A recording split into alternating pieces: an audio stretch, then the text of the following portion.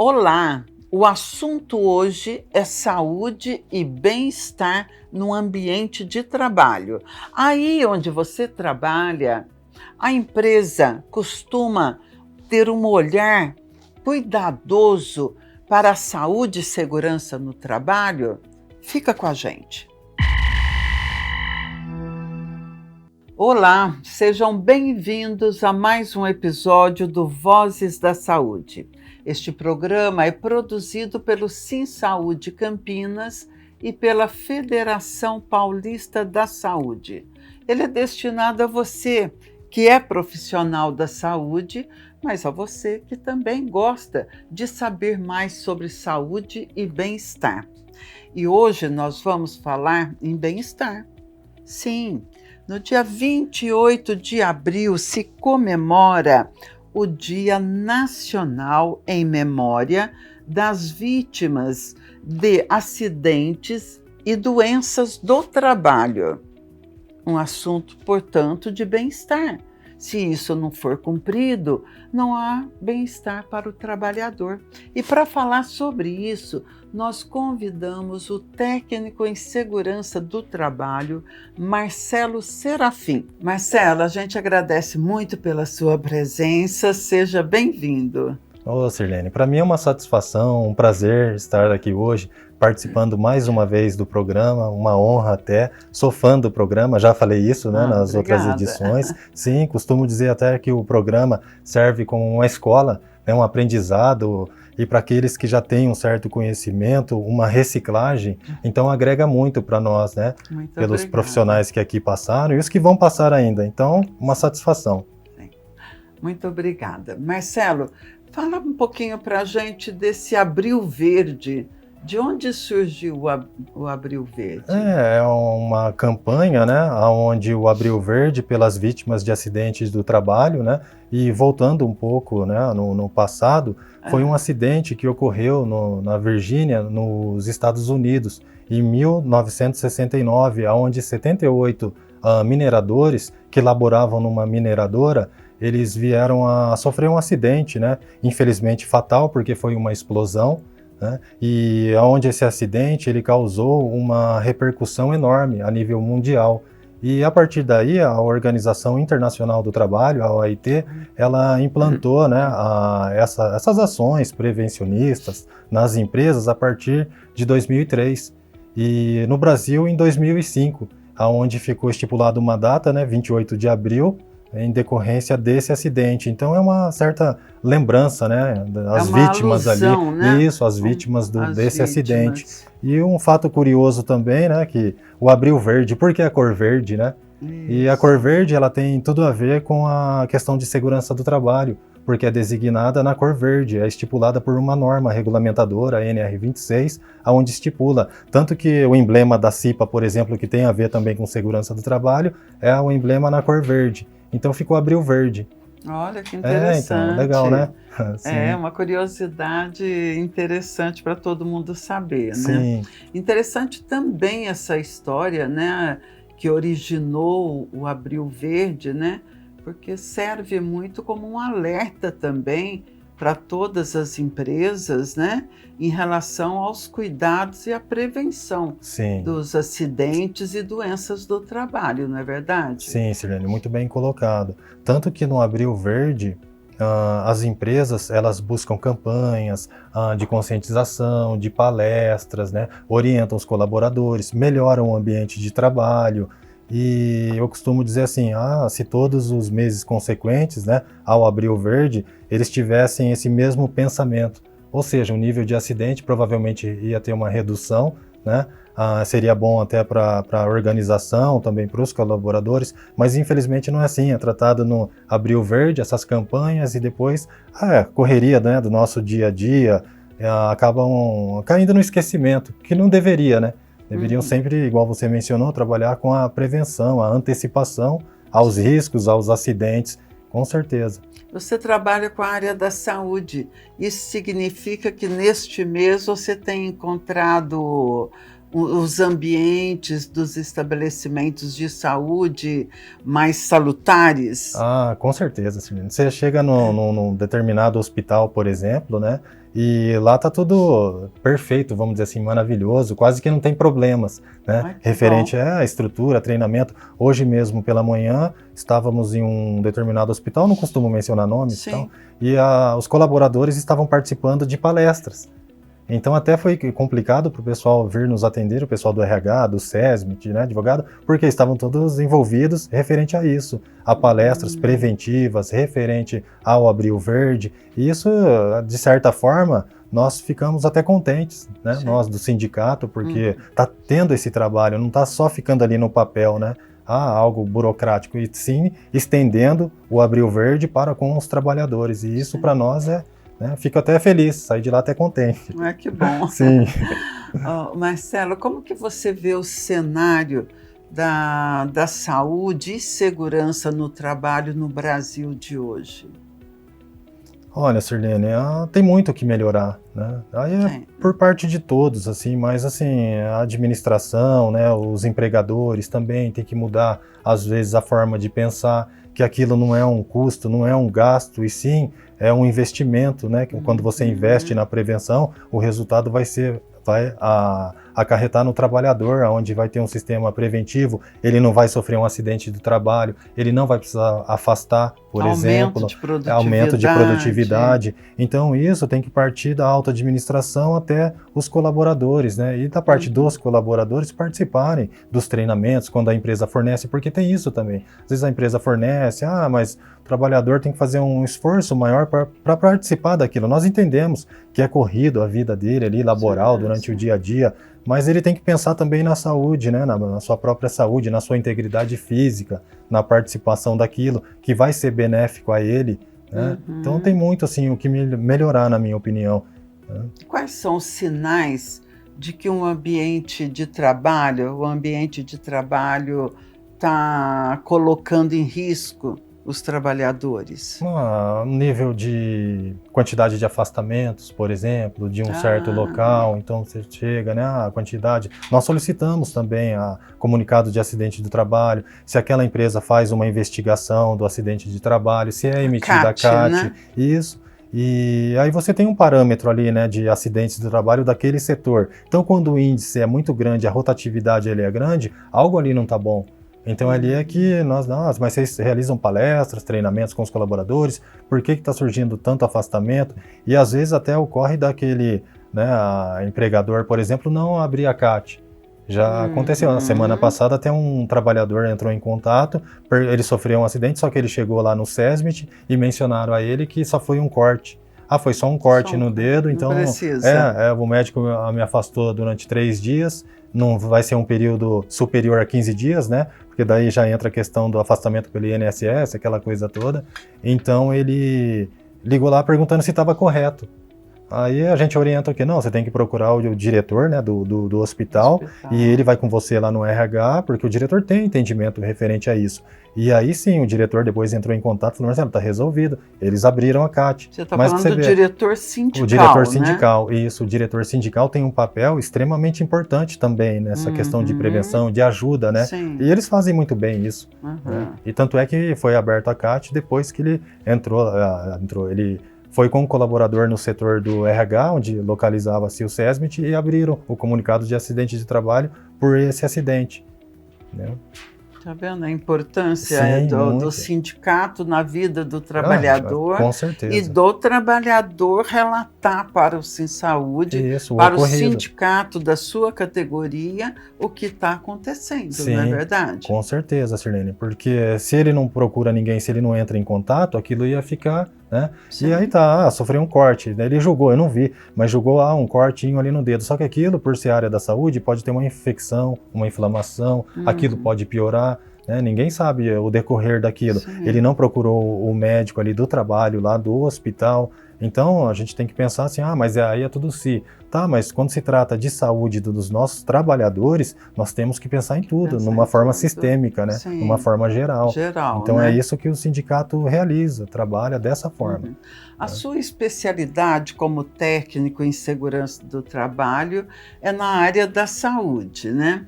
Então me conta quais são os riscos mais comuns que os profissionais da saúde têm no ambiente de trabalho. Sobre a exposição, né? Isso. Sim, a norma ela caracteriza, né, os riscos, ela define como risco físico, né, ruído, vibrações, temperaturas extremas. Aí tem a questão dos riscos químicos, que seriam produtos químicos em geral, arsênio, etilênio, enfim. Aí tem a questão do risco muito em alta também das nossas fiscalizações, inspeções nos hospitais, referente ao risco ergonômico, que o Ministério Público também está designando bastante inspeções nos hospitais, né, ele incumbe o sindicato para que vá até lá e verifique isso, a questão ergonômica. Tive até num hospital esses dias, onde a colaboradora, na cozinha, ela estava levantando caixas, né, com alimentos ali, carne e tal, e as caixas possuíam o peso de 22 quilos. E ela levantando sozinha, onde ela denunciou lá no Ministério Público que estava sofrendo fortes dores nas costas, na lombar. E aí fomos lá averiguar isso. Então a questão do risco ergonômico e tem a questão do risco biológico, que é primordial nos hospitais, que daí seriam bactérias, fungos, vírus. Tanto que nos hospitais tem a questão da insalubridade também, em decorrência da exposição a pacientes com doenças infecto-contagiosas. Né? Então o risco predominante na área da saúde, não que os outros não tenham, por exemplo, a manutenção, o pessoal do operador de manutenção, eles têm um risco físico ao ruído dos equipamentos utilizados, mas não é em grande quantidade como os técnicos, por exemplo, de enfermagem, que estão ali expostos, né, no seu dia a dia ao risco biológico. Então o risco predominante nos hospitais, o risco biológico, e agora o risco psicossocial. O psicossocial. E, né, isso aí está abalando muito a NR1, né? Boa, isso aí, Sirlene. Olha, isso aí é tema, o assunto tema para um outro Vozes da Saúde, com certeza. Né? E esse risco, até porque os nossos trabalhadores, eu penso assim, eles durante a Covid, por exemplo, eles lutaram com aquilo, né? Fizeram um trabalho fantástico referente àquilo, técnicos de enfermagem, auxiliares e todo o conjunto ali do hospital, todo mundo ali, sim. E agora eles foram esquecidos, né? Ninguém lembra mais, só que eles foram esquecidos e estão adoecendo, estão adoecidos. Por quê? Aquilo ainda repercute até hoje. Até hoje. Tanto que eu estava lendo no Ministério do Trabalho, eles soltaram uma nota lá, que em 2024, até assustou, né? Mas 500 mil colaboradores se afastaram pela questão de depressão e estresse. Então isso, 500 mil, e sendo que no ano de 2023, esse número aumentou de 2023 para 2024, quase que 70%. Entendeu? Dos casos referente a esse risco psicossocial, transtornos mentais, por depressão e estresse, que agora entra como uma doença do trabalho ali, né? Então os nossos trabalhadores, principalmente na área da saúde, o que eles fizeram lá atrás está tendo a repercussão até hoje, até nos dias de hoje. Né? Aqueles heróis lá, hoje em dia, estão praticamente que esquecidos. Né? Só abandonados, né? E o governo também evidenciou isso, a questão do afastamento, a questão de custo, né? E aí é onde firmou essa questão da NR1, né? Que é Disposições Gerais e Programa de Gerenciamento de Risco, onde as empresas, eu não vou entrar muito em detalhe, porque isso, como você falou, é muito extenso e dá um assunto, um programa praticamente. Então, até o dia 28 de maio, para as empresas se adequarem, né, no papel ali, na documentação, né, do PGR, de como vai ser feito, como o colaborador vai ser tratado, e enfim. Sim, mas você já detectou, você que acompanha no dia a dia, você está vendo o número de acidentes aumentarem ou o número de trabalhadores com problemas psicossociais, né? Sim, até um levantamento, Sirlene, fazendo lá uma averiguação dos setores e tal, e detectamos o quê? Uma técnica de enfermagem com síndrome de burnout. Até teve uma pessoa que veio falar aqui, né, muito bem legal, foi legal também, o esgotamento mental. Então, nós evidenciamos isso porque o nosso trabalho é lá questionar sobre o setor, não é expor a trabalhadora, né, é questionar sobre o setor para ver o ambiente ali, a questão ergonômica. Só que aí, fora da questão ergonômica, notamos que ela estava com esse transtorno. Porque pela alegação dela, não aguento mais isso aqui e tal, aquela coisa toda, tá. E achamos estranho. Tanto que saímos de lá, fomos até o RH. Lá eles tinham uma psicóloga, né? No RH tinha um setor de departamento pessoal e uma psicóloga. Então relatamos isso lá para a psicóloga, tal, que estava acontecendo. A psicóloga mencionou, ela já é incidente, ela está fazendo um acompanhamento aqui comigo, mas eu vou dar uma ênfase nisso, tá? E depois retornamos lá outro dia. Até questionei a psicóloga, e aí, como que ficou lá, no caso? A gente não quer entrar em detalhe porque é uma conduta, né, do médico e tal, só para saber se a colaboradora estava melhor e tal.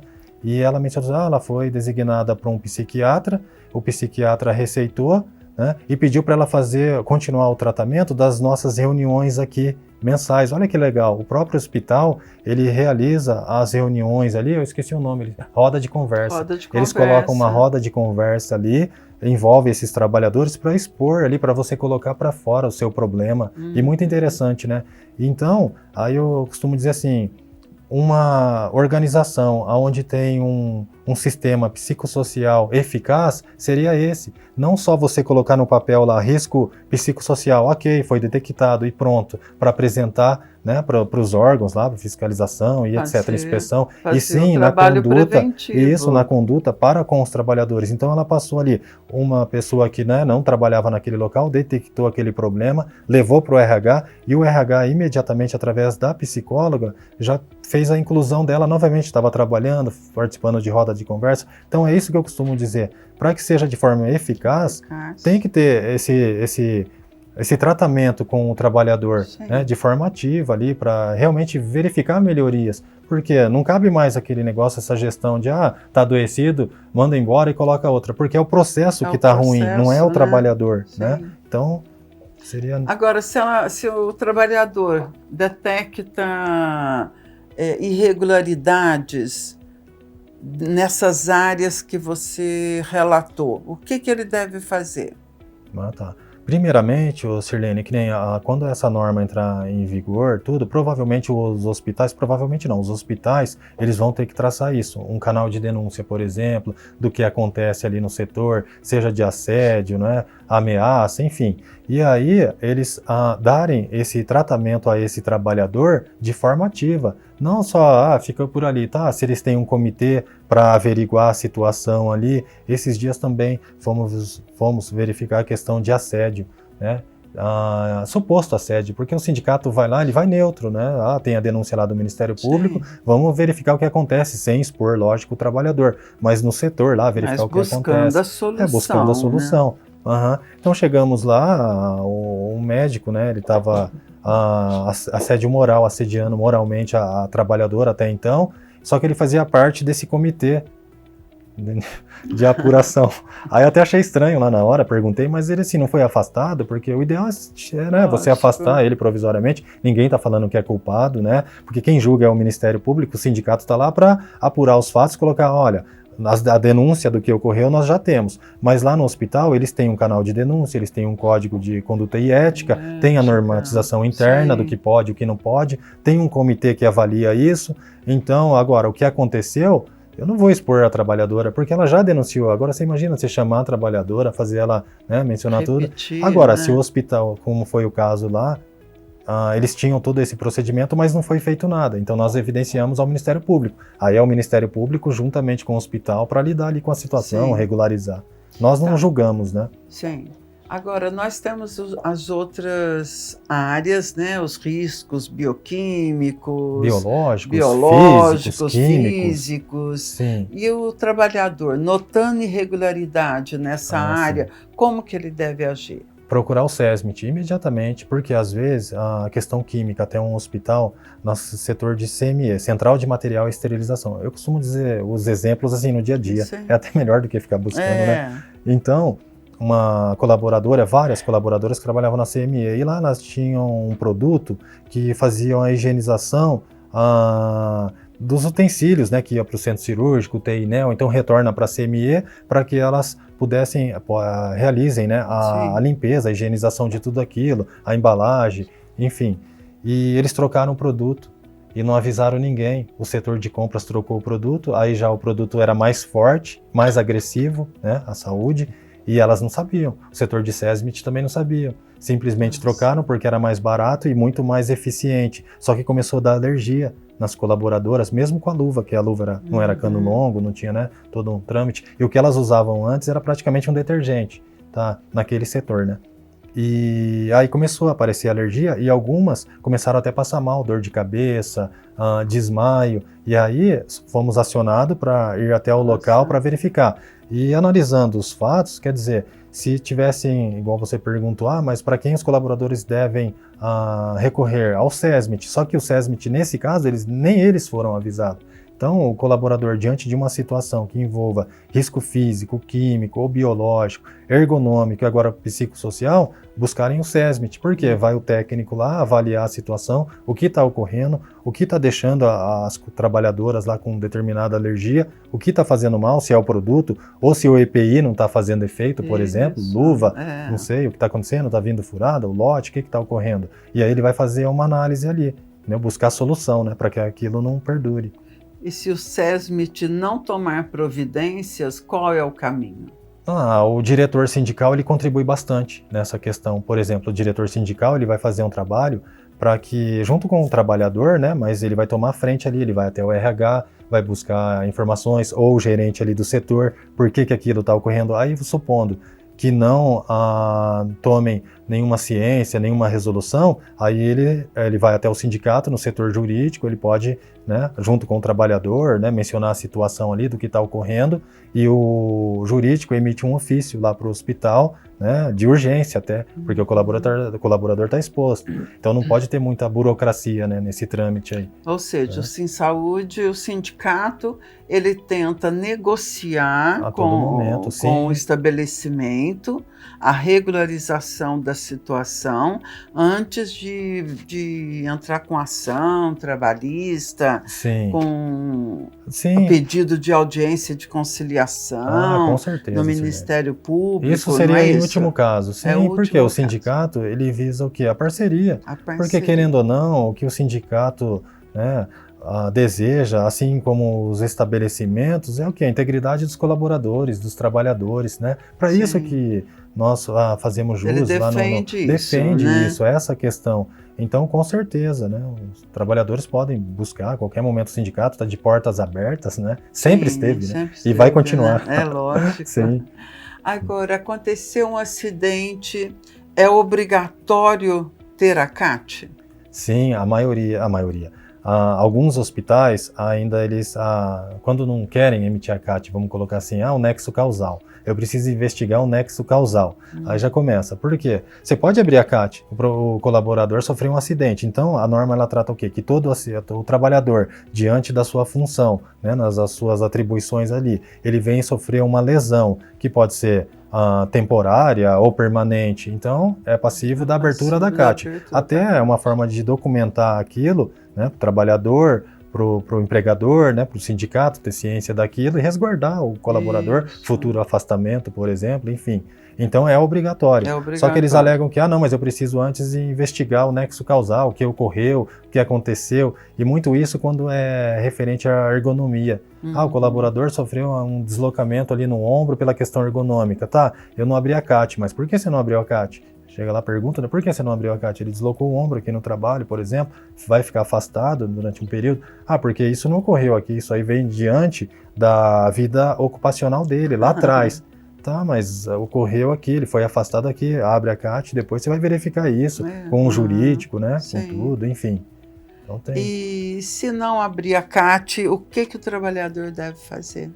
Olha, primeiramente, verificar com o SESMIT, né? Alguns hospitais, por exemplo, quem faz essa abertura da CAT é o SESMIT. O RH, se não vão abrir a CAT. Hoje, o próprio trabalhador pode entrar lá no sistema, né, do Ministério do Trabalho e Emprego, tem lá o campo CAT, e ele pode abrir a CAT, então ele abre a CAT. Aí, se ele falar, mas eu não tenho um exemplo, não sei ali, manusear bem o computador, ele pode procurar o diretor também, que o diretor vai fazer essa intermediação em referente, né, ao nosso jurídico, com o hospital. Geralmente, o diretor... O sindicato pode abrir a CAT? O sindicato pode abrir a CAT, sim. Só que nós orientamos que o hospital, né, ou o médico, por exemplo, hoje em dia também os médicos, eles abrem já automático ali, ainda mais com essa questão do e-social. Então o trabalhador ele passa lá na consulta e às vezes já está aberta a CAT, ele só vai entregar na empresa. entendeu? Tá bem dessa vamos forma deixar também. claro que a responsabilidade é da empresa, né, do isso, empregador. Isso, porque antigamente Agora, era assim. caso haja negativa do empregador de abrir a CAT, ele pode recorrer ao Ministério do Trabalho e pode recorrer ao seu sindicato. Sim, para resolução. E acontece, às vezes, que nem esse caso mesmo que mencionei, o hospital meio que omitiu da abertura da CAT. Então o diretor fez um trabalho, o diretor sindical fez um trabalho ali, eles abriram a CAT depois, né, tal, mas abriram. Por que a CAT é controle de acidentes de trabalho, comunicado, né? De acidentes de trabalho. Comunicado de acidente de trabalho, desculpa. Imagina. Por que é tão importante a CAT? É para uma forma de resguardar o trabalhador, né? Já começa por aí. O trabalhador, ele sofre uma lesão, risco biológico. Só foi ali, não foi nada, tá? Um pérfuro cortante, um corte, tá? Só que aquilo, ele trabalha com risco biológico, pacientes com doenças infectam, então aquilo pode infeccionar ou, né, ficar mais prejudicado. E então ele tem que se resguardar com a abertura da CAT desse comunicado, ele tem que comunicar que aquilo ocorreu. Sim. Só que os hospitais não querem porque tem a questão de custo, fator previdenciário, a FAP lá, fator acidentário previdenciário. Então tem um custo para o hospital. Né? Então essa é a questão. Essa é a né? questão. Não é, não vou abrir porque não. Mas tem um porquê ali. Então, pelo lado do empregador, muitas vezes eles pregam também, eu só abro a CAT se ficar um período afastado assim, superior a 15 dias. Porque daí já entra no INSS e eles vão pedir essa CAT lá do trabalhador, se a empresa abriu a CAT. Entendeu? Então, se ficar assim, daí eu já abro. Se o médico informar lá no atestado que vai ficar um período superior a 15 dias, aí eles abrem. Caso contrário, alguns não abrem. Pelo que eu estou entendendo, então, a CAT resguarda o direito do trabalhador e também tem importância em nível de pesquisa no Ministério da Saúde, Ministério do Trabalho, que faz um controle de como anda a questão de saúde e segurança no trabalho no país? Sim, senhor. É isso? Sim. Só que, na minha opinião, deveria até ser mais efetivo essa relação, essa divulgação. Porque se você adentrar lá no observatório referente à segurança do trabalho, índice de acidentes, é muito antigo. Então não está atualizado. Talvez eles deveriam atualizar. Agora soltaram essa nota que mencionei aqui de 2024, onde causou uma certa tensão pelo número de afastamento, de praticamente 70%. Sim, né? Assustador, de afastamento. Né? Só que aí você entra lá no observatório, tem lá doenças pérfidas, lidera, ok e tal. Mas isso é de 2018. Quer dizer, 2020, sendo que deveria, já que tem todo esse controle, ele tem o controle, né? Então ele deveria ser mais efetivo na divulgação. Sim, e não ter uma divulgação. Às vezes até em hospitais, o pessoal vem, Marcelo, mas você tem uma estatística referente a acidente de trabalho com pérfuro, com equipamentos, com ergonomia, por exemplo, postura. Nem o Ministério do Trabalho possui. Porque seria uma boa, né? Assim, você entra nesse site, o observatório lá referente à segurança do trabalho, e lá está tudo descrito. Só que não está atualizado. Esse é o problema. Precisamos fazer essa cobrança. Sim, agora com a entrada do e-social, querendo ou não, risco psicossocial, a nova atualização da NR1, talvez melhore isso daí, né? Essa questão da... Vamos esperar que melhore, né? Sim. Senão a gente continua cobrando, tá bom? Com certeza. Agora me diz uma coisa, existem punições para as empresas que não cumprem os requisitos de preenchimento de uma CAT, os requisitos de cuidado com o ambiente de trabalho? Sim. O sindicato, né, ele faz um trabalho preventivo, até costumo dizer assim, de antecipação junto lá aos trabalhadores, no hospital, conforme incumbido lá pelo Ministério Público do Trabalho, né? Por exemplo, o sindicato vai até o local, realiza a inspeção, então é montado um parecer técnico com as inconformidades, várias inconformidades, né? E aí esse relatório técnico é encaminhado ao Ministério Público. Aí lá eles agendam uma audiência e se o estabelecimento eles não corrigirem aquilo tudo, por exemplo, ou então, mas ficou muito caro essa correção aqui, envolve obra, tal, eles traçam um cronograma, né, de obras e o sindicato não se opõe a isso. Não, o importante é fazer, melhorar para o trabalhador. Aí, se caso eles se negarem, é taxado, é colocado um TAC, termo de ajuste de conduta, né, onde é passivo de multas. Sim. Então vocês têm, já fomos até num determinado hospital que tinha lá uma fiscalização onde cada item tinha a questão de envolvendo valores de cada item. Então você chega lá, isso aqui não está cumprido, era um valor, entendeu? Só que assim, ainda bem que o hospital teve essa consciência depois desse TAC, né, para regularizar todo o setor, o ambiente ali. Entendi. Mas precisou ir até o final, para você ver, ó, né, taxar uma multa ali, né, um TAC, se não cumprir vai ser multado para regularizar, sendo que não precisava ser dessa forma. Né? Sim.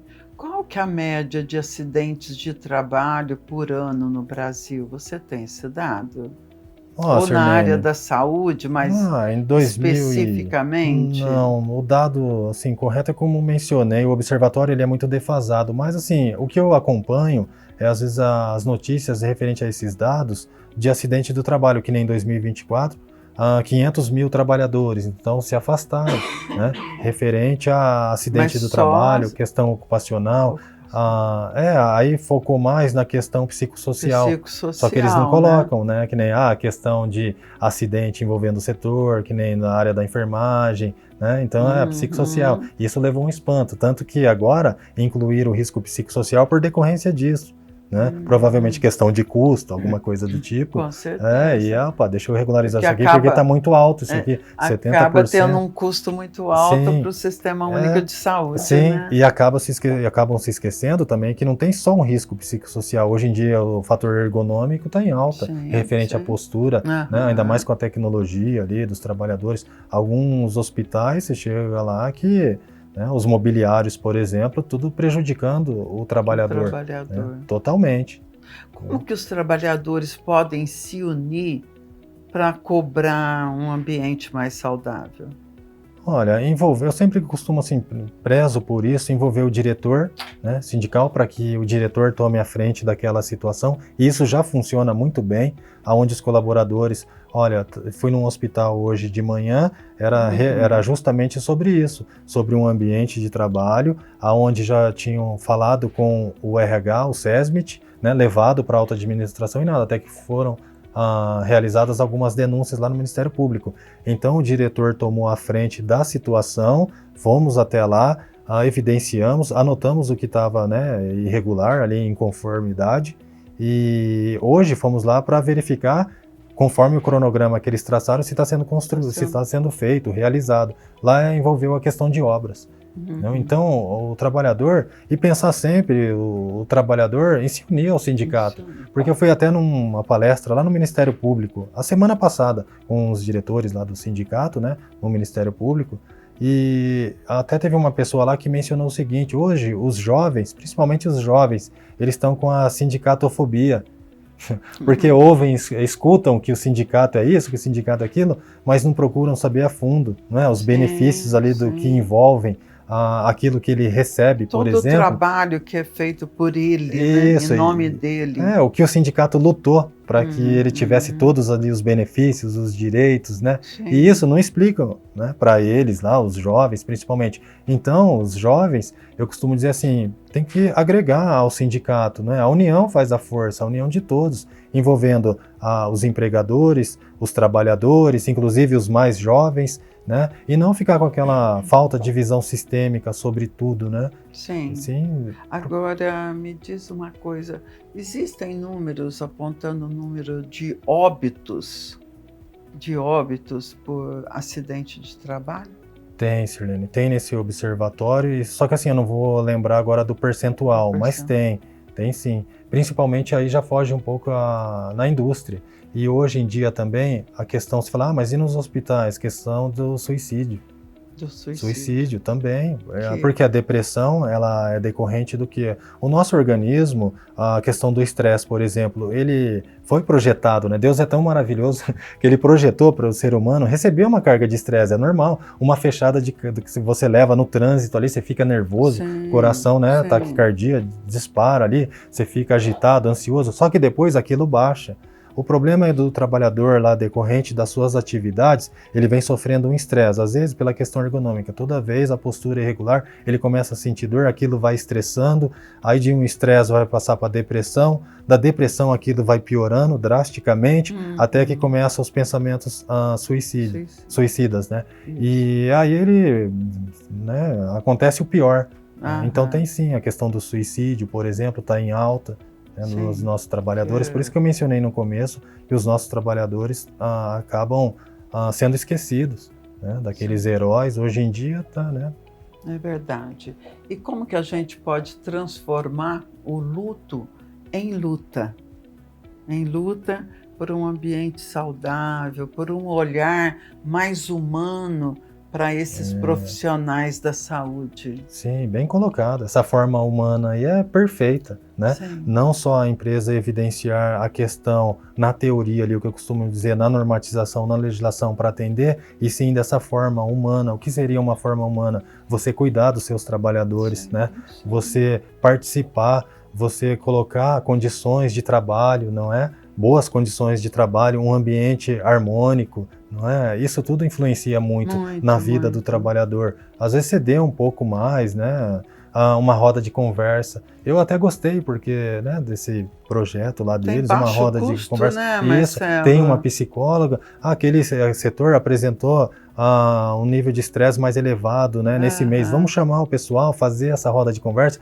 Não é uma desavença ali, uma briga entre eles, não. E sim para eles exporem, né, os problemas, eles colocarem para fora. Isso é interessante. A questão humana, como você bem colocou. Fazer Perfeito. sessões semanais, também, quinzenais, sim, sabe? Mais trabalhar, ter esse olhar mais voltado, mais caridoso, mais solidário. Questão humana. Isso, né? é o cuidar de quem cuida, né? Maravilha. A gente não pode esquecer que os profissionais da saúde estão aí para cuidar do Brasil, para cuidar da população em geral. Sim. Ela merece ser valorizada, ela merece ter esse olhar mais humano, né, Marcelo? Com certeza, Sirlene, muito importante. Sim. E vamos aguardar, né, para 28 de maio, com essa questão, a chegada desse risco psicossocial. Estou muito, assim, crente que vai dar tudo certo, que os estabelecimentos vão melhorar nessa questão, né, e em decorrência disso, quem vai ganhar, quem tem a lucrar, é nossos trabalhadores, né? Com certeza. Nós estamos chegando ao final do nosso programa. Passou rápido, né? Sim. E eu queria saber que mensagem que você deixa para os trabalhadores da saúde, em princípio, mas para todos os trabalhadores. O que eu quero dizer é que o sindicato, né, o SinSaúde, estará sempre à disposição, está sempre à disposição naquilo que vocês necessitarem, precisarem. Sabemos da luta de cada um de vocês, né, nos hospitais, daquilo que vocês representaram na época da pandemia e continuam representando, né, porque ainda não acabou. Você chega nos hospitais, às vezes setor de Covid, a ala Covid acabou por uma questão de legislação referente à insalubridade, mas hoje continua. Então, queria deixar essa mensagem, né, naquilo que for necessário, do que vocês precisarem, estamos de portas abertas, né, cuidando, né, de quem cuida. Não é? Como você bem colocou. Cuidando de quem cuida. Marcelo, muito obrigada por sua presença aqui. Obrigada pelas informações valiosas que trouxe para todos nós, tá? E fica o convite para uma próxima. Com certeza. Tá muito bom? Obrigado, viu, Sirlene? E você que nos acompanhou até agora, não esqueça de curtir e compartilhar este programa com seus amigos e familiares. Até a próxima. E este programa teve... Meu Deus! Por quê? Por que eu estou enroscando aqui? E você que nos acompanhou até agora, não esqueça de curtir, compartilhar este programa com seus amigos e familiares. O programa de hoje teve a produção do Davi Meirelles e a parte técnica ficou com Bruno Nunes. Muito obrigada e até a próxima!